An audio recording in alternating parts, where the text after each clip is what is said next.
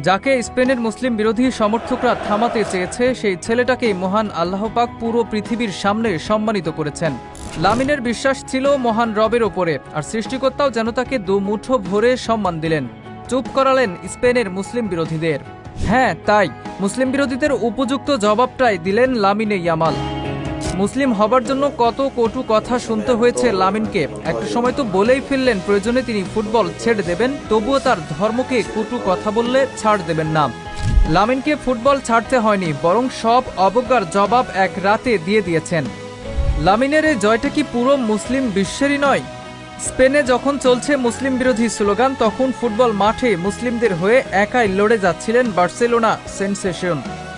মোহাম্মদ সালাহর মতো তারকারাও তার পাশে দাঁড়ায়নি, কিন্তু লামিন একাই লড়েছেন।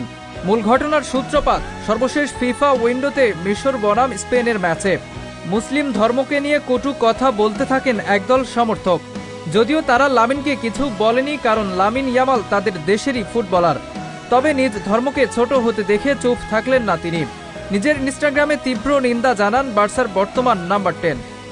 অথচ চাইলেই লামিন চুপ থাকতে পারতেন, কিন্তু ওই যে কথাগুলো মুসলিম বিরোধিতা লামিনের হৃদয়ে আঘাত করেছিল, তাই নিজ দেশের সমর্থকদের কড়া জবাব দিতে ভুল করেননি তিনি। এরপর থেকে আরও কঠিন পরীক্ষার সম্মুখীন হতে হলো। লা লিগা থেকে চ্যাম্পিয়ন্স লিগ, স্পেনের মাঠে ম্যাচ খেলতে নামলেই স্প্যানিশ তরুণকে লক্ষ্যবস্তু বানিয়েছে ওই সমর্থকগুলো। লামিনকে থামানোর চেষ্টা করা হয়েছে, কিন্তু মহান আল্লাহ পাকের ওপর বিশ্বাস রেখে শুধু সামনেই এগিয়েছেন তিনি। সৃষ্টিকর্তার ওপরে যার বিশ্বাস, তাকে আটকানোর সাধ্য আছে কার? তাই তো লরিয়ার্স স্পোর্টস ওয়ার্ল্ড অ্যাওয়ার্ড, যাকে বলা হয় ক্রীড়া বিশ্বের সবচেয়ে সম্মানিত পুরস্কার, সেই সম্মান উঠল লামিনের হাতেই। 2025 সালে বছর সেরা উদীয়মান ক্রীড়াবিদ নির্বাচিত হয়েছেন তিনি। বার্সেলোনার হয়ে 2025 সাল দুর্দান্ত কাটিয়েছিলেন, জিতেছিলেন লিগ টাইটেল এবং চ্যাম্পিয়ন্স লিগে বার্সাকে নিয়েছিলেন শেষ চারে।